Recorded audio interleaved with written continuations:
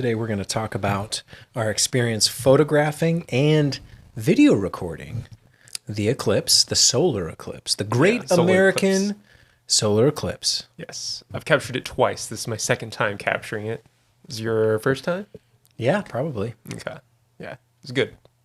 You weren't even going to shoot it this No, time. I wasn't because I was like, I already got it. Got it. Didn't need to do Been it there, again. done that. Yeah. So What changed your mind? Well, it was just happening. I was like, I'm just up here editing. I need a break anyway. So I pulled out some old gear because I'd lent you my longer lens. Yeah, that Sigma 150 to 600 is a great lens. Yeah. And I said, hey, can I borrow that? And you said, yeah, of course. I'm not going to shoot anything. And then I see you posting pictures. I'm like, what in the world? Like, yeah. So what'd you end up using? So I had the GH6 was my body. I had a dummy adapter to an EF extender, a 2x extender, and to my 70 to 200 EF lens. So you were probably shooting a 400 millimeter focal length? 200 Right. times two, basically. Which would be the 800 full frame Yeah. equivalent. Yeah. But the focal length itself was roughly 400 millimeters. Okay.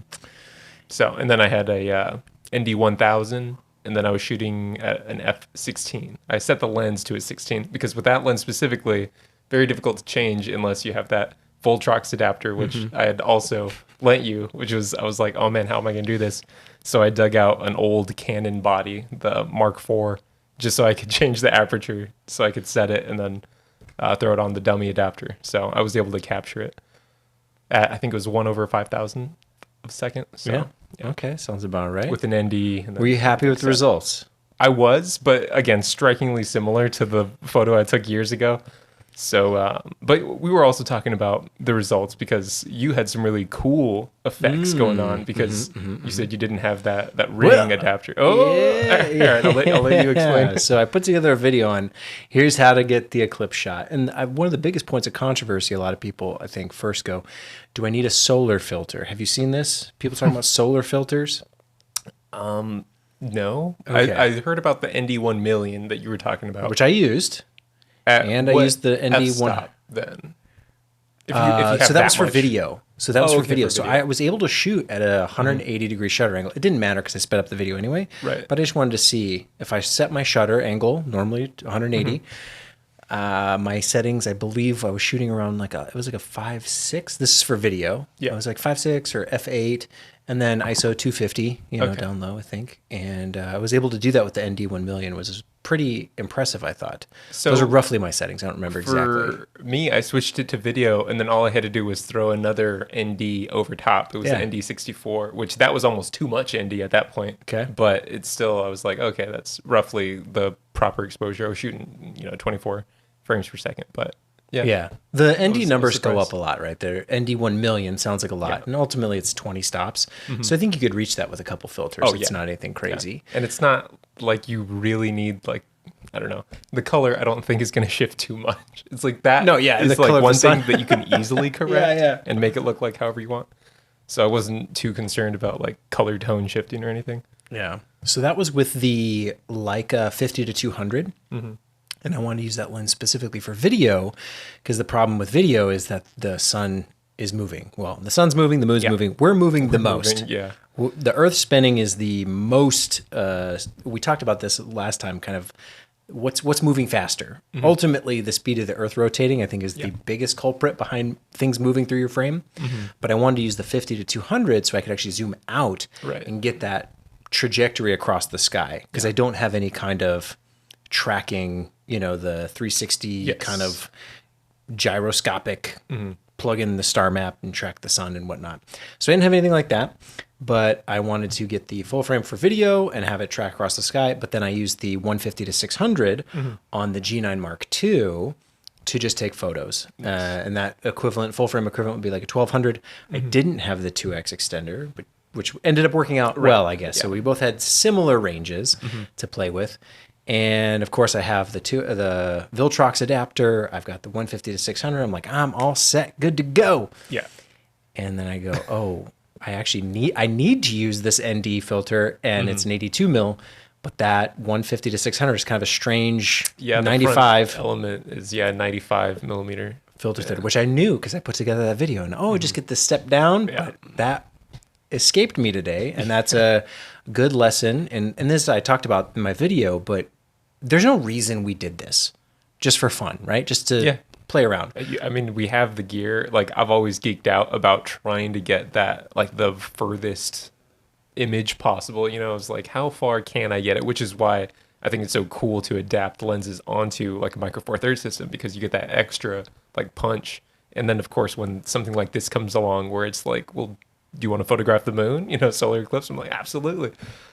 Which at first, like I said, I wasn't planning on it because I was like, I already did it. And then of course it's happening. And I'm like, man, the next one's going to be in however many years. All right, I guess I'll, you know, pull something together. So it was fun to, you know, see how fast I could put together a camera rig, you know, from all parts scattered around. Which is kind of funny for as slow as it's happening. I think it happened over like an hour or two, the total time elapsed. There's that like that speed rush. to like, I can't miss it. I can't miss it. So Speaking of which, so like the nerves you might get, right, from taking a photo. I don't know if you ever get this or if anyone listening has ever, it's not so much that you're like nervous, but like maybe anxiousness perhaps. So for me, I had to set a timer and I turned off stabilization, you know, made sure like had that timer going so that my micro jitters weren't going to affect it. But did you have a timer going on, like a 10-second timer, 2-second timer? To what? Just for photos. So it wasn't like going to affect anything. Oh, like, no, because I just wanted to like cancel so out as for much as photos, possible. I did it all handheld. Oh, okay. So the And video did you was do on the tripod. high resolution mode as well? No, because the high resolution I actually tested. This is one of the advantages of doing that kind of prep video, was I was able to test the high res mode. So I'm thinking, I'll get a 100 megapixel photo of the sun with the G9 Mark II. But it's that, I don't know if it's the tripod, the camera, the wind, like there's enough movement that the 100 megapixel, the way it combines those images, actually makes it blurrier. So I had better results just doing 25 megapixel. And at the end of the day, it was kind of funny. We're taking pictures of the sun, and it's just like a white circle on a black background. Mine came out yellow. Right, yeah. After some editing. But it's a circle is what you're looking at. Oh, yeah. Ooh, cool. And it's very exciting. Yeah. Now, it is cool to see some of the detail, some of the black sunspots on speckles on there. You might think it's dust or some problem and with the moon itself. You can see some I don't know, mountains on the moon. ridges. Like we were talking about that. It was like craters. There's some pretty tall craters. Yeah, it's not perfectly round. Yeah, it's a very lumpy moon up there. So you see these like small little oddities that you can bring some satisfaction, because again, no client is paying us to do this. Yeah. And I teaching myself a lesson, don't forget the one critical piece of gear, because I actually tried. I said, okay, well, I don't have a way to put this 82 millimeter filter on a 95 millimeter thread. I'll just take it without. It'll be fine. So I try and take a shot, and nope. I need some kind of ND filter. Now, it doesn't necessarily have to be the 100,000 or the million. You said it worked just fine with the ND 1000, which I don't remember how many stops that is. I don't know, 10 stops, something like that. And I'm sitting there going, well, I crank my shutter speed all the way up. I turn my ISO all the way down. I went to F22. Still, no. I'm pointing at the sun. It's like, it looks terrible. Right. It's all blown out. And at F22, it's like all kind of like hazy and diffracted. So I'm like, okay, how am I going to get this filter on this 95 millimeter front? I'm like, well, gaff tape's a good solution. Comes in handy quite a bit. Perfect. So I tape up the filter on the front of the lens, and there's this ring. It's almost funny. I made an eclipse on the lens. Can you imagine, right? Yes, a small filter on the front of a lens. You get this ring around it, just like an eclipse. That's super cool. Yeah. So I start snapping some photos, and I'm getting these really weird flaring, circular flares around some of my images. And I was like, oh, that's kind of cool and kind of unique. I mean, everyone who takes a picture of this thing, it's going to look roughly the same. I had some more gaff tape to kind of tape it up. But no matter what I did, it wasn't completely sealed. Because again, I'm kind of rushing. I'm like, I got to get this, Yeah.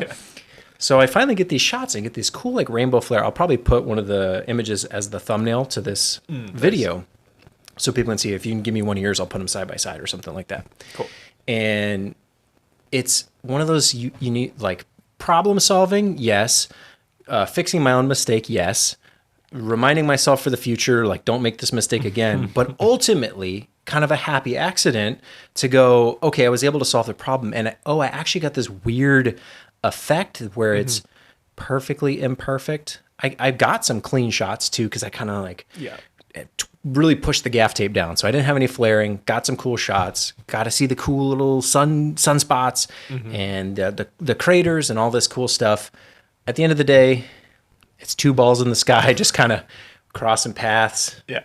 It looks like a white circle and a black circle. I think for us, maybe it is just two circles because we can actually see it and we have the tools to see it like really closely at a moment's notice, right?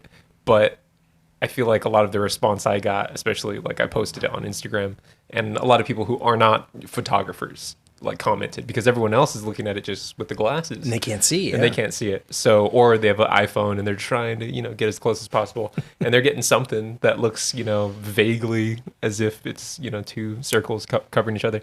But the people who don't have that, I guess, luxury to see it really have, commented, "Oh my God, this is amazing," which is cool.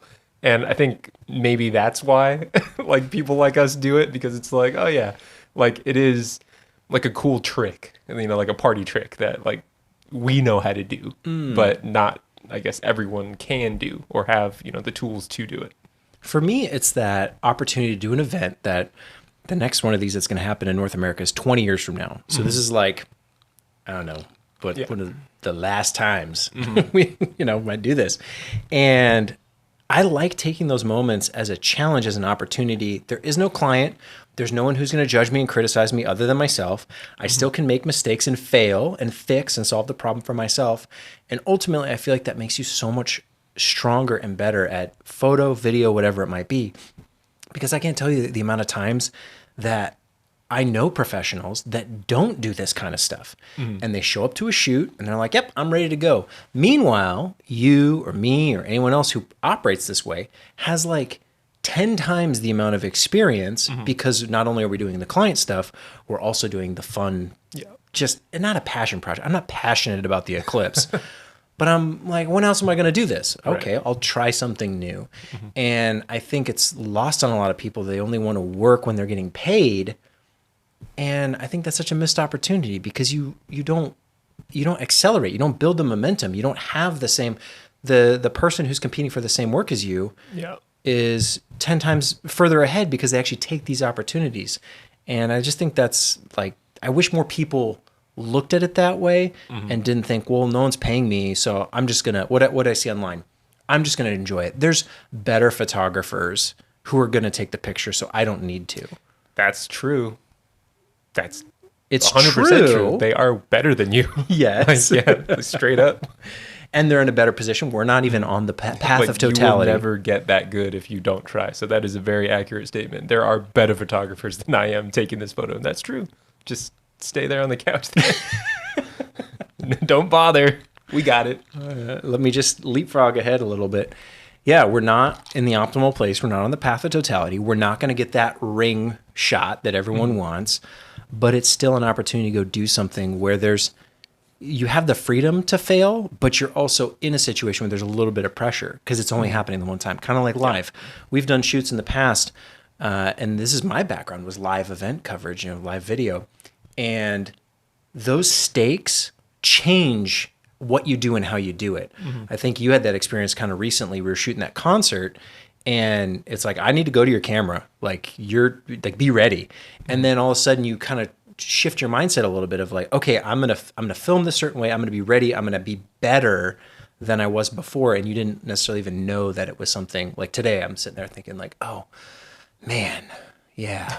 Filter adapters, step down rings. I should get me some of those, So it's just, I don't know, you learn from those mistakes, but it's also an environment where there's no client who's going to chew you out after it. And you get to pick yourself apart, which I actually kind of enjoy. Yeah, I think there's a portion of me that prepares too much, like in my mind, for events that maybe haven't even happened yet too. Like right now, specifically, I've been prepping for a big shoot that's been coming up. So it's like weeks of preparation, like mentally thinking, like, am I going to need this? Am I going to need that? What if my other shooters aren't going to bring something? So like I'm preparing extra, getting extra gear on the off chance that these other shooters may not have or, aren't familiar with certain things. Like I'm fully expecting on teaching them how to use certain things in order to get the images that I want as like the creative, basically director of this show. So it's going to be like a learning experience, I'm sure, for them, because although I know and maybe am familiar with like what they've shot because they've sent like demo reels, and I'm like, yes, but also we're going to try to do this, right? So I have this like, I don't know, like PDF basically of like screenshots of different shows, kind of like how, like, I guess inspiration, right? But also it's like the technical side of like, okay, you can see this, but like, how do you actually achieve that look? So then, of course, I'm in my mind like, okay, how much gear can I bring? How much, how much will fit? Like I don't know, what's the best route possible? And I was telling you, I was testing out light stands and figuring out like, it's like what's just in general nowadays, because obviously there's like, go on Amazon and try to find any piece of equipment. There's a million, right? So I'm like ordering things, testing them out. It's like, what's the weight limit? What's the size? How many feasibly can I even bring? But it gets to a point where it's like, are you overthinking it in a way where it's like almost becoming, it makes the shoot almost more difficult because you've over prepared instead of just going into maybe like winging it or so, because like there's a point where you get like so much experience that you can kind of just go in and just like with your experiences do it. But for me, I think I'm just overthinking it because I have these other shooters that I know I'm not them. So I'm like, how can I put you in a position to succeed? So then I have like my toolkit and I'm like, here's the tools that you can use to succeed. But it's interesting to think not only for myself, but for other people, and like have the tools ready for them too. Do you find yourself thinking of those worst case scenarios? Absolutely, all the time. Like even like we're thinking of like DIT, like the best case scenario of like even backing things up and being able to like send hard drives like midweek or something like that. So it's in order for like editors to start editing and everything like that. But yeah, just thinking of workflows, thinking of the best workflows because everyone has something different, like file organization. I'm sure you could probably talk about file organization because everyone does it differently. People think they might have the best way to do it or a better way to do it, but ultimately it's just collaborating with everyone just to make sure everyone's on the same page. Yeah, well, you said something that struck with me. It's like it's not the best or necessarily the right, because that is kind of subjective. There's industry standards and they exist for a reason, but there's oftentimes a lot of, there's the optimal way, but the effort to get there can actually expose you to a lot of risk that can end up being a pitfall for somebody, especially if they're not equipped, if they're maybe new or they haven't quite worked that way before. So I always like to look at it of what's the most bulletproof, like what's the most fail safe. It gets the job done, but it leaves less room for human error because that's ultimately usually the part of the problem. And when you have too many of the, well, this is how you do it, and here's the right way, and make sure you do the brrr, I'm kind of thinking, as long as you do this one thing, just do this one thing, and we're good. That's where my mind goes. Because we've talked about even recently about shooting proxy footage in camera and like, is it worth it, right? Because you can easily make proxies after the fact, but that still takes time depending on how much you're shooting. But it's something that if you don't think about it, it'll be something that you think about right after the fact. Oh man, I should have had proxies in camera because it would have made everything so much easier. But it's just, again, things that you pretty much have to think about before you even go into any shoot.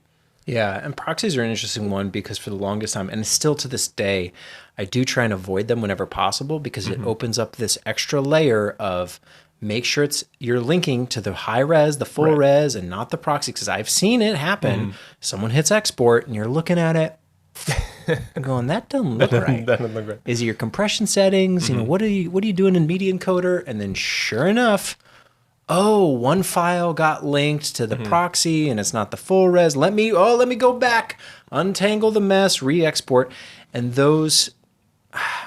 There's a time and a place. Sometimes you have to use proxies because you're doing a cloud-based workflow. The machine's not fast enough. So it's not that I would say don't use them, but I wouldn't say that always use them either. It's if you can get by without using them, it's one less layer to worry about.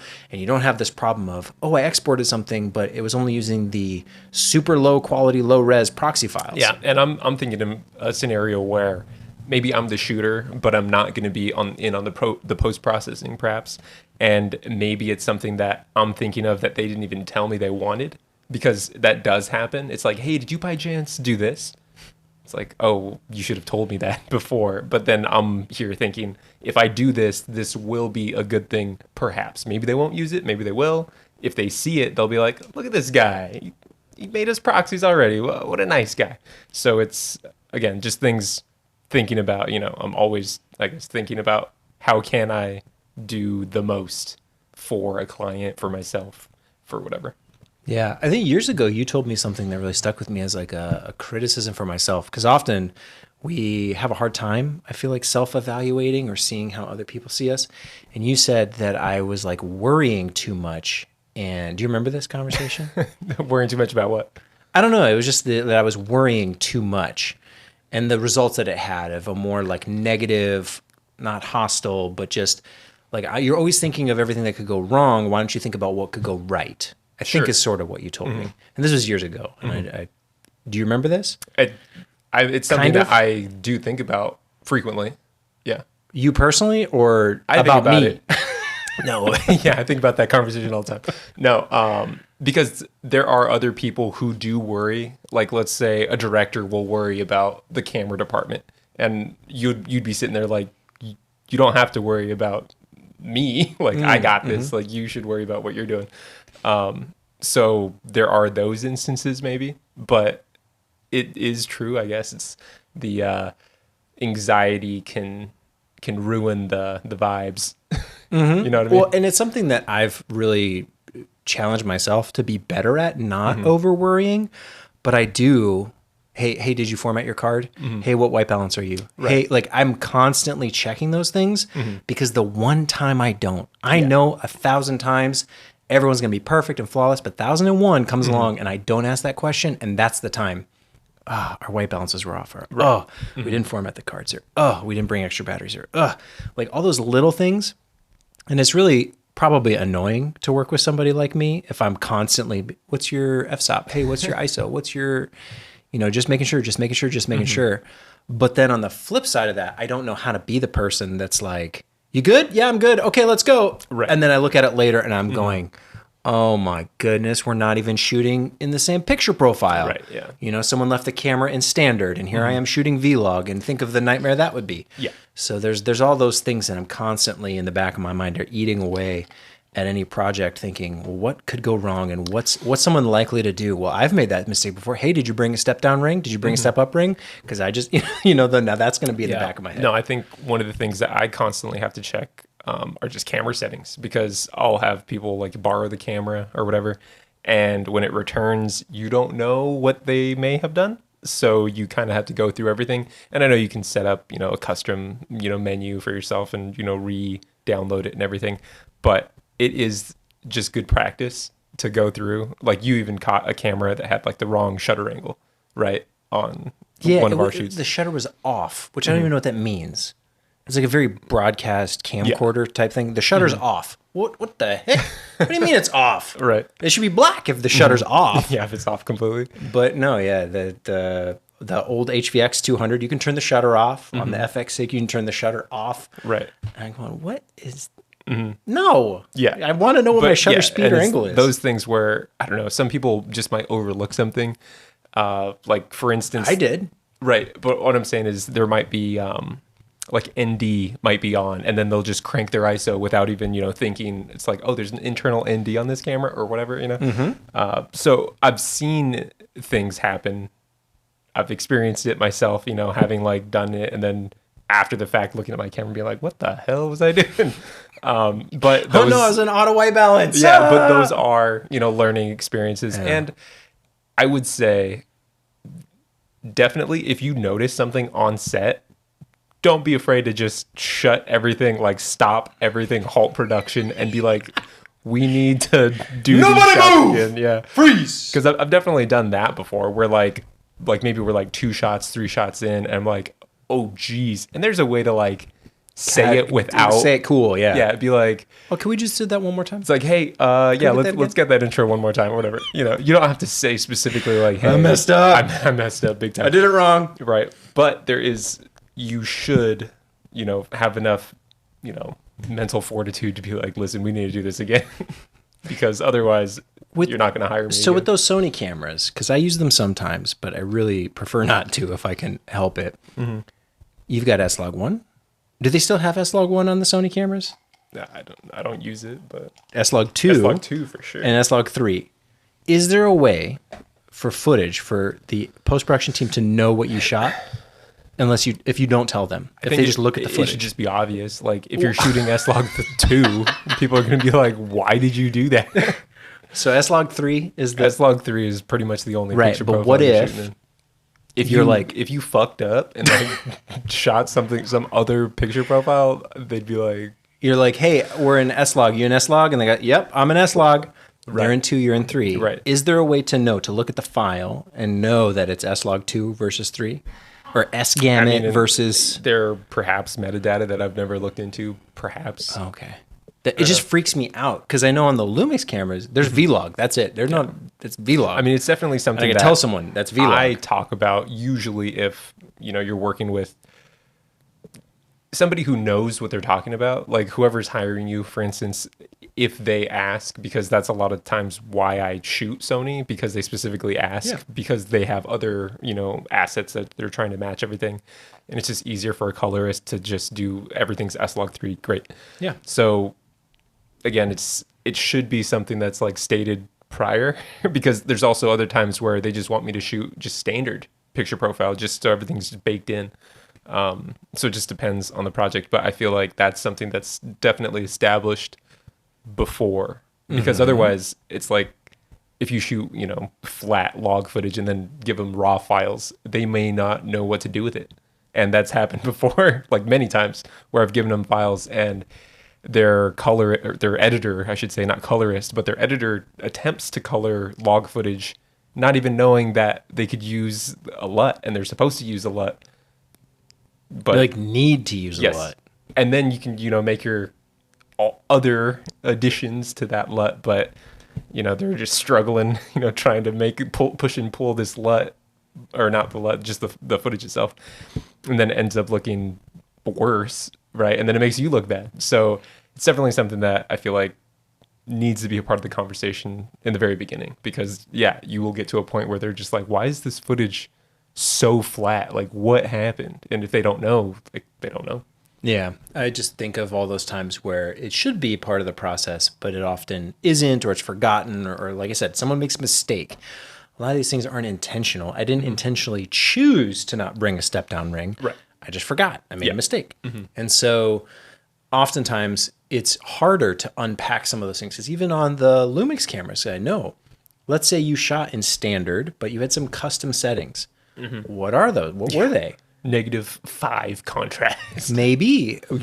It's not documented anywhere unless you document it. Right, exactly. And sometimes it doesn't matter because it's a personal project. It's a YouTube video. It's no big deal. But there's other times where it's multiple cameras, multiple shooters, multiple days. Well, that's different, especially productions all going into one thing. Filter, like other filters, not even NDs. You're talking about like Pro Mist and Black Satin, and even those have, 2 very distinct looks. So, and also ratings within them. Yeah. You got your eighth, you got your quarter, you got your half, 1, 2, 3 on the satin side. Like, it's so many variables. And I think you can the less variables, usually the safer it is. Yeah. In general. Yeah. It's much easier to produce content. Yeah. If you don't have like a fog machine going and you're just like, we have to replicate this exact look. All right, how much fog do we need? It's just like, wait for it to dissipate. Hold on, now. Yeah, which works if it's a commercial and you got one shot to get. Okay, great. Wait till it looks good and get the shot. But if it's any docu-style, reality, that's again the right way, the best way. Yeah, there's a lot of tips and tricks you can use, but a lot of that comes from the movie side of things. And this is kind of interesting. I'd love to get your thoughts on this. So much of the industry has been built on the back of Hollywood, because that's who was doing filmmaking for the longest time. And then TV kind of dabbled. You had things like Lost and Breaking Bad that kind of were like, ooh, we're film on television, or things like The Sopranos or The Wire. Then slowly but surely, all these things trickle over into YouTube, and there were YouTubers shooting on Red you know, getting like really expensive cinema cameras just to make a YouTube video. And here's how you light, and here's how you color grade, and use the haze, and these are the filters. And then slowly but surely over time, especially with the DSLR revolution and now mirrorless cameras being as powerful as they are, we've entered almost this new phase where I think, did you watch Gerald's video on the Sony Burano? No, not yet. Okay. I saw that you sent it to me. So it's his biggest criticism with the camera is that it has all the great things of mirrorless. At least this is my read on it. I can't put words in Gerald's mouth. That's unsanitary. It's the Burano has all the great things from mirrorless, the IBIS, the autofocus, okay? These things that we've gotten used to as hybrid content creator types, but it's in the form factor of the cinema style, which caters to the older legacy users. And so it's this weird in between. Hey, I got all this cool stuff, but I kind of don't like using the thing because I'd rather... So cumbersome, just huge. Yeah, and I almost wonder if you fast forward 10, 20, 30, 50 years in the future, how many people came up on the YouTube content creator influencer side and they go to direct a movie or a TV show or something. And we're starting to see this with the creator. They shot that on the FX3. Now, that might have been a marketing PR stunt. Right. But inevitably in the future, I think there will be people who prefer the smaller, tinier handheld camera. Steven Soderbergh, for years, has been known for the kind of like wild cinematography choices he makes, because a lot of it is out of convenience, or it's out of practicality. I want a smaller camera. I want a handheld camera. That sort of thing. Even like the Komodo, for instance, was made primarily for like as a crash camera, not supposed to be used for like feature films, anything. But because of the price point, that's why creators like us were like, well, that's just about the price I'm willing to pay to get into that like workflow, that raw workflow. So it is interesting how people just like take what they, I guess, barely need to do what they want to do. Because yeah, you don't need the biggest camera to make a movie, but it's nice if you can afford it, right? So it's just that like barrier to entry, I guess. I do think like if you look at the cameras, you know, the FX3, the FX6, FX9, that the higher you go, the better the visuals look. Like skin tones look more natural the higher the camera, but also like what's the easiest for you to operate, and do you have an AC, or you know, do you have other like crew members to actually help you? Because a camera that big, it's try being a one-man band with a camera that big, at least setting up 2 of those cameras for an interview, things like that. So I feel like there's a certain point in like I don't know, if you want to start your own business and like get to a level where you have a crew that operates like that amount of gear, you can still work with a small crew, but it requires more people, I think, to work with equipment that large, just in general. Yeah. Well, and considering when we got in the industry and where we've been placed and all the experience that we've had our hand in over the years, I feel like I have my foot in both worlds a little bit, where I can appreciate the legacy. I can understand how a film set is run and why it's run that way. But then I also really gravitate towards I can do all this myself. I don't need a person to change my camera settings for me. I can do that right in my hand, and it's really easy. It's a click of a couple buttons, and I actually prefer that because now I don't have to trust talking about human error. Now, granted, if you're working with professionals, they should all be good. And yes, there's a time and a place for crews that are that big, but there's also such a value in just being able to do more yourself and having it more, I don't know, the freedom that comes with that really speaks to me. And that's why I steer away from those things. I was thinking even Blackmagic design. I don't know what's sold more, but it seems like the pocket cinema cameras sell more than the Ursa style cameras. Yeah. And they haven't really updated the Ursas, but they've had a few generations of the pocket cinema cameras. I imagine those are doing quite well because there's this kind of market for it. These people who want a handheld small device, it might not be the best, but it's good enough, and it's actually really great considering where we came from. Right. And I don't want the big broadcast button, like it almost looks like a graphing calculator, some of these things with the amount of buttons they have, versus another one that's got white balance, ISO, record, shutter, aperture. Okay, that's what I need. Anything else is in a menu, and it's this cool touchscreen menu, or it's a nice hybrid mirrorless camera menu. It's not the scroll wheel. Like that scroll wheel on the FX6 kills me. Yeah, I got to that sucks. hold the menu button and then scroll up and down this list. It's so tedious and it's slow and it's clunky. I want nothing to do with it. I don't care. Yeah, it's better, but what's better? I think just, I don't know. It just depends on your workflow. Like, what do you enjoy using? Because talking about, smaller cameras, I still shoot a lot with the Sony a7S III, and that obviously doesn't have like an internal ND system, but I've figured out a way to use my NDs with, that UU rig, the filter. I don't even know what you call it. It's like a Swing away. Yeah, it's a swing away filter holder basically that you thread in. So it's like an 82 millimeter adapter that you put on the front. And as long as you're shooting like 24 millimeter might be too wide, but like a 35, you can easily like basically see through it where you don't have like a vignette. But that's like my style of shooting, and I've got really used to doing that. And it's a much smaller package when I, put everything into a bag. Trying to pack up an FX6 just takes up about like 3 times the real estate. So I can have like 3 Sony a7S IIIs in a smaller area with NDs than it would for me to pack an FX6 with like the XLR attachment. And if I had 2, then I would probably need a whole nother case. Whereas like I'm about to go on this shoot, I'll have 4 a7S IIIs with all the filters and everything in basically like one backpack, all the mics, everything I need to basically do like a multicam show and interviews and everything.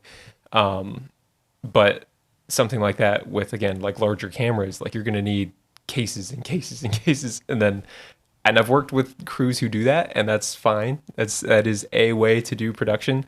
Like we've, in the past taken all these photos of just like look how many pieces of gear. And I don't know, maybe it was a thing back then where we thought it was cool to like have like gear and like travel with cases. And it's like, you get those questions. People are like, oh, are you in a band or whatever? You get those weird questions at the airport. And you do feel, I don't know, professional, I guess, because you have equipment. But at the same time, you get to a certain point where you kind of get tired of lugging all the same gear around, where you're like, is there a more efficient way? We got to a point where we had one of our Pelican cases that we drilled these like caster wheels into the bottom so that we can, throw other cases on top so we didn't have to rent carts at the airport. And, that became like one of our favorite pieces of gear that we, innovated, I guess. But I don't know. I think the more you do any job, you just try to figure out a way to become more efficient. I would hope so. And I think for as much as people say technology and advances make things cheaper and smaller, that's only good if you actually take advantage of it. So yes, we have incredibly cheap cameras that shoot great footage, and people will look down on them as if, well, that's a prosumer camera. We can't use that on a real shoot. Or it's really small, and people look at it and go, oh, well, that's prosumer. Ugh. And you're going, okay, well, yeah, I know you can get all these advantages with the bigger, more expensive thing. Sure. And that's totally fine if you have a client who's willing to pay for it. But think of how much efficiency you're sacrificing by having the bigger batteries, the bigger tripods, the bigger everything, because that's what it takes to support those bigger systems. And speaking of which, you run into almost more issues.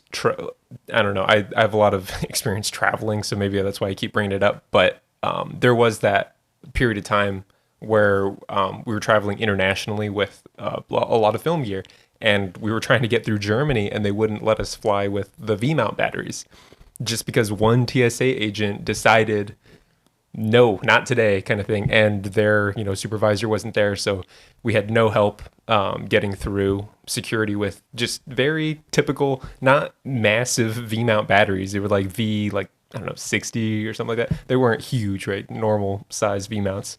But you never know when something like that's going to happen. And when you're traveling with bigger lights, bigger batteries, it does appear more menacing maybe. So it's not just like a little camera battery, it's a huge Like, what is this? You know, what is this? Yeah, you draw more attention to you know, yourself, the bigger footprint you're taking up. And even I think of things like renting the 1 ton or the 5 ton or the 10 ton. And where are we going to park it? Yeah. What permits do we need? Oh, and it's for something nowadays as simple as a TikTok. And you're going, something's out of balance here. There's a time and a place for Hollywood and high level commercial production.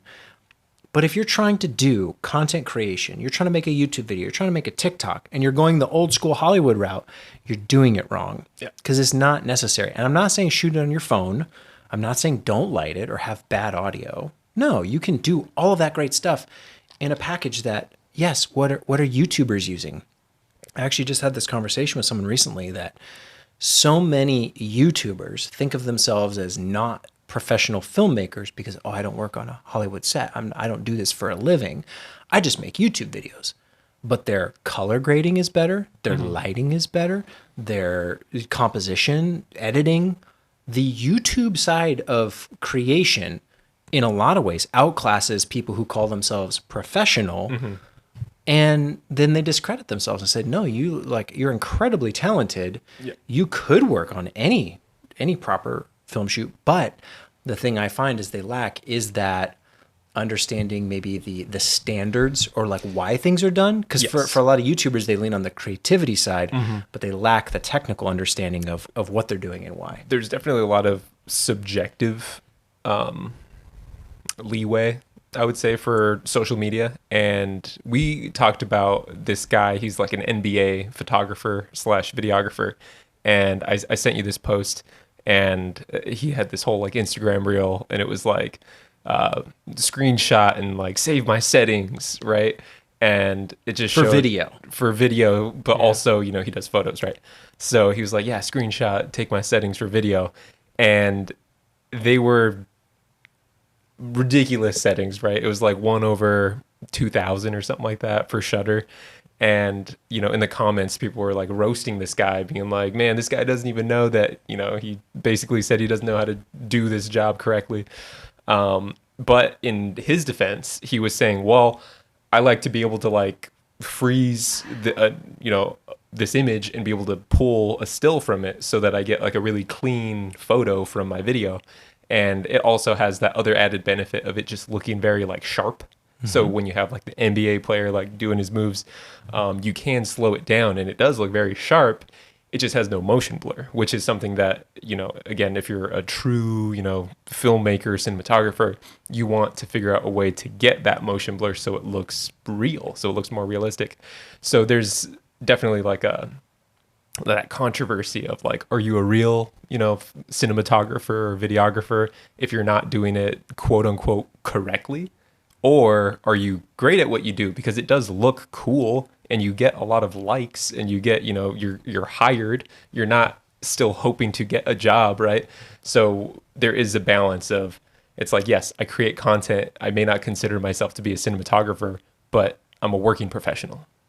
Yeah, the subjective side of it, I think it's a lot of the creative people in trouble when it comes down to what did you do? Why did you do it that way? And working with other people, because if you're going off what like feels good and looks good to you, someone else might have totally different settings. And on a group project, let's call it that, a group project, a film set, whatever it might be, you want that communication, collaboration, everyone be on the same page and know why, versus everyone rolling their eyes of like, well, that's not how I do it. Right. Well, there's a reason, and you can. I think that just the difference is the professional is the person who makes those choices with intent and purpose. Here's why I'm doing this. I know I'm not going to have motion blur, but here's why. Now, or I want motion blur because here's why. Exactly. If there was complete ignorance, if the person was just commenting back like, "Whatever, get out of here," looks whatever, good. This looks awesome. This is totally the right way. But having read the comments, that person does know what they're doing. They just didn't really have context in that one post, which let them get roasted, you know, for, you know, however long I guess they want to address those posts. Because usually when I post something, especially on like this podcast, it's like, it's gone, it's in the distance, like time to make another one. It's in the review. I don't really have time to, you know, talk. Like, too busy. Sorry. Yeah, I think that that balance is really important, and what I've challenged myself on to be have the technical understanding of what are the right settings, but then also have the creative freedom and understanding to try something new, to experiment, to be creative. I could have today shooting the Eclipse, could have just been like, I don't have the step down ring, so I'm just gonna, abort the this side of the equation. And Project I'll is use a different yeah. lens or whatever. But it was the creative problem solving that ended up giving me a result that I was actually quite happy with. And I was like, yeah, it's not perfect, but I actually is kind of unique and kind of Yeah. cool. And I don't know, for me, because you had that lens, I was sitting here like, all right, well, if I want to take this photo, I got 15 minutes. I don't have the lens I want. How am I going to do this? And then I was just like like a shop till you drop scenario where I was just like running around getting the pieces to make sure that I could actually pull it off, which thankfully I could. But it's also that thing of like, I have like so many redundant pieces of gear for situations kind of like this, where it's like, if I don't have this available, how else could I do this? And luckily I have, like I said, the equipment to do that. And it's always good to have another camera body. Like we kind of talked about this. It's like you never want to go to a shoot having like the bare minimum pieces of gear, because yeah, like what happens if your camera goes down? It's like, oh good, I have a backup, or I have another lens, or good something, I have another memory card, I have another battery, I have you have a fail safe, because that's the worst, especially with some of our shoots. We'll travel quite a distance to get there, like an hour drive. It's not something you can quickly like go back and pick up something real quick. You're not at the studio, you're on location. That's why I rigged that solar panel to my roof of my car, because I was like, if I'm ever in a situation where I need power, now I have a backup battery and solar power to where, yeah, I could charge something more than I could just off my car. Right. Yeah. And imagine telling that to somebody first getting into freelance. See, what you're going to want is a solar Panel on your minivan. On your car. I mean, it got to a point where, we're packing ice chests now, because like it got to the point where like we're kind of finished figuring out what film gear we need. Now it's like, all right, amenities, like yeah. what do we need? We need some Diet Coke. Do you ever watch a show called Top Model? It might still be on. I don't know if it. Yeah. I mean, like I've never like watched it, but I was kind of upset every time I watched it. They never really gave enough flowers to the photographer, I felt. But that was just me. There's Ink Master is another one you've probably seen, Ink Master. And there's a few shows like that. Iron Chef maybe is in that category, where it's Ink Master's awesome. challenging professionals. And I don't know that they've ever made one for photographers. If they have, I'm not aware of it. I don't remember. There are ones at smaller scale. On YouTube or on TV? YouTube. Yeah, I want to see that style. I love the format of Top Model. And they might have done a season. There's probably no audience for it, for like Probably not, photographers no. challenges, but give somebody kind of like, this sounds a bad example because your mind's going to go one way, but like the 48-hour film challenges, I don't recommend. I think they're really obnoxious. No, I hate those. But I would like a TV show that was like an Ink Master for photographers. Give them a challenge, give them a thing. Hey, you got to do this with this amount of time. Give them that deadline, give them that pressure, and see what comes out of that. Because I think that would, for me, be very, very satisfying to watch. If someone's done it before, send me a link. But if not, I'd love to just produce a show like that. I think it'd be super fun. Yeah, and would you set out gear for them to use, or just have like any kind of lens, like 3 sets of lenses from 3 different manufacturers, or like just one set of glass? I think you'd have to standardize it per project. So it'd be like, hey, we're going to do like simplest, like a model photo shoot, but you have to use an ultra wide on this camera body, or we're going to do something, but it's got to be macro, or we're going to give you a 300 where you have like mil. a wheel and you spin it like tick, tick, tick, tick, tick, tick, tick, No, I tick. think it would be crafted challenges like any of those other shows. Cannon. And you get all the photographers to kind of test them. Like, oh, you got to shoot an eclipse. Oh, you've got to shoot a concert. You've got to shoot a tennis match. That would be really fun, actually. And see how each of them do it. And you have the panel of judges, and you say, yeah, well, your motion blur. Oh, I see you forgot your ND filter. Yeah, that would actually be fun. Yeah, and you pick them apart, and then you have the people, and you do season after season, and you throw in some drama, make it good reality TV. I would watch that. Yeah. I don't think the general public would. It is interesting though, because if you do have that show, you will inevitably have those people in every industry, because I'm assuming you'd be like, okay, this is an action photographer, action sports photographer. This is a high fashion photographer. So they're all like professional in their industry, but then they're all challenged with like one specific task that might be action sports, it might be high fashion, might be whatever. Because I know we've both been in scenarios where we had to shoot Fashion Week for New York and then LA. We were covering this professional. Should we say names on here? Just a fashion designer, yeah. Yeah, fashion designer. But so being in like the photo pit with who I thought would be like the elite professional. We're at New York Fashion Week. Why wouldn't every photographer here be elite, right? And we're sitting in there, dialing my settings, whatever, all right, white balance, I'm going to set it here, do this, whatever. And then, getting ready for the show, looking around, other photographers talking to each other. And then you start looking at equipment and you soon realize that like some people like they have kit lenses, kit body, like just very bare minimum, like not even prosumer, just like consumer cameras. Sitting here like, are you actually professional? And then everyone's looking at their Instagrams, and funny enough, you would see one guy that maybe did not have a professional looking setup, but his images were fantastic, right? And then you'd see the other person who had the best looking gear, his images, he was shooting auto white balance. Then I'm like, well, I guess you can correct that later, but also if you had to show an image to somebody, you're going to show them a JPEG on your camera, why wouldn't it be accurate? Like it's one, yeah, the lighting's not changing. Lighting's not changing here, right? So it's like very confusing to sit there and be like, oh, I guess not everyone is a true professional, right? Everyone's still maybe learning on the job, let's say. But we've also went to the X Games and we covered that. So it was another scenario where it was like our first time really shooting action sports. I've shot sports before. In college, I worked for, I went to U of A, so I did the Arizona Athletics. So I shot basketball games, football games, like on the sideline and everything. So I was used to like dynamic movements and like being able, leading people, all that stuff. But if you don't have experience in that, it's very difficult to learn on the job kind of thing. But I just thought it was fascinating where it's like we go there and then we're still learning tips. So like the one guy was talking about like hand warmers and all this stuff.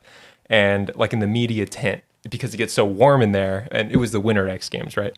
So he was like, what you're going to want to do is you don't want to bring your cameras in because like the condensation can like destroy your camera. So you want to leave it where it's kind of cold, where it doesn't completely freeze, but you want it to be acclimated. And then there was another piece of a tip he gave us where, how your lens sometimes like a 70-200 will come in like a huge like sheath kind of thing. He was saying that has like just enough insulation where like you can shove your camera back in there to keep it, semi not so cold basically. So you can like still use it, throughout the day if you're on the hill, if it's super cold. But like those pieces of information I think would be interesting in a show format like you're talking about, like the cutaway interviews where they give the hot tip of like, if you're ever in a snowstorm, But no, I think that'd be cool if you want to. I think it'd be eye-opening for a lot of people because I think that's one of the, I think one of the things I appreciate about my career the most is the variety that we've been able to work on. Mm-hmm. And I think every one of those projects lends itself to making the others better. So even though, I'm shooting the Eclipse today, but that's going to help me sometime in the future with something else that I don't even know yet. Yeah. And shooting X Games or shooting fashion shows or shooting weddings or commercials or explainers or documentaries or short films. It all kind of cross-pollinates in this really satisfying way. And I think other people get tunnel vision of, well, I want to be an expert at this one thing. Weddings is probably the most common because it does pay the bills for a lot of people. Yeah. But I think those are rooms where, you can specialize, you can be known for. I think that's certainly valuable. But try other things because that will only make your wedding photography or video better. Yeah. I think that's where a lot of people get tripped up because they think, like, these are the best settings for weddings. It's like, no. Like, you have to consider, like, what's happening, right? It's like, is my subject moving quickly? I'm going to need to have a high shutter if I want to freeze their motion or whatever. So I think like thinking of everything fundamentally probably helped us in our career because we're thrown into like different scenarios where it's like the subject could be drastically different depending on what we're doing. It could be products, and like knowing the best way to take a product photo, and that could be photo stacking, whatever, something like that, where it's not necessarily something that you just know. A product photographer would know that, but a high fashion photographer, maybe not, right? But in, I guess, our world where we have been thrown into so many different scenarios, I enjoy like the other side of just learning. So I'll ask the audio guy, I'll start talking to him. Hey, what kind of mics you running here? Oh, cool. It's like, and just learning Start on the making job. an Amazon cart real quick. Right. But just, I don't know. It's just learning every aspect of production. So you're never like left wondering how somebody did it. Because I think that's one of the best luxuries of being on set. It's like, well, I have this opportunity to learn, not only in my field of, film and, camera stuff, but audio or whoever else, makeup, hair. There's a lot of things that I feel like you should take advantage of, especially when you have that opportunity. Yeah, and trying new things, experimenting, being creative, pushing yourself, challenging yourself. It's all very rewarding and fulfilling. And if you lock yourself into, well, I'm only going to work when I'm getting paid, I think that's a limitation. Yeah. And I think it's also a limitation to only work jobs that you want to get paid for, like meaning, oh, I'm going to specialize in this thing and I'm only going to do that. And I don't have to worry about anything else because I'm only doing this one thing. I would argue that the best people, yes, are people who specialize. There's a lot of product photographers who would do way better than me. But doing product photography does make you better at other things and vice versa. Yeah. And so once you pick your lane and your specialty, still from time to time branch out. Go shoot an Eclipse. Go, I don't know, do whatever. It is nice to know just those other, I don't know, accessories though, like ND filters. Knowing that an ND 1 million even exists, and like dabbling in long exposure photography, that kind of stuff. Again, might be something that we're just like nerdy into, where we actually want to know that kind of stuff.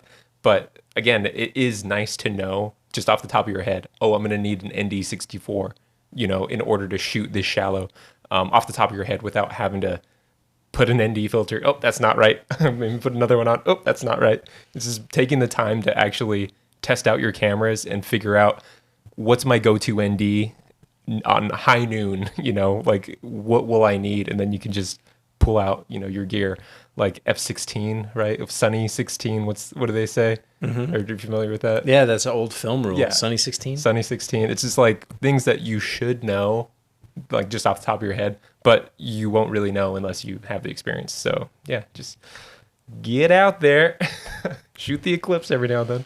Well, if you made it this far listening, thank you very much. We appreciate it. Leave a comment down below if there's something you'd like us to talk about next time, because we always come up with stuff that we'll chat about. But I also like to hear what other people want to hear about, hear more about, hear less about. Maybe maybe they don't want to Stop talking about Micro Four Thirds. Stop it.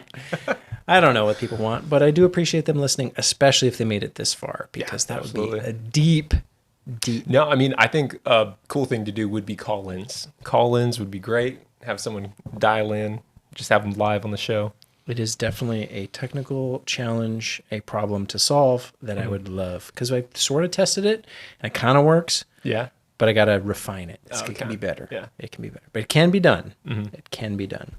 And I think I messaged one person on Instagram saying, yeah, send me and then they were like, I'll get back to you later. All right. Okay, well. Opportunity gone. What do they say? When an opportunity knocks? Yeah. I think a window opens. You have to block no, that's not what this person now. You have to block them. That's the only way. No. It's the only way they're going to learn. Thank you for making it this far. We appreciate you listening.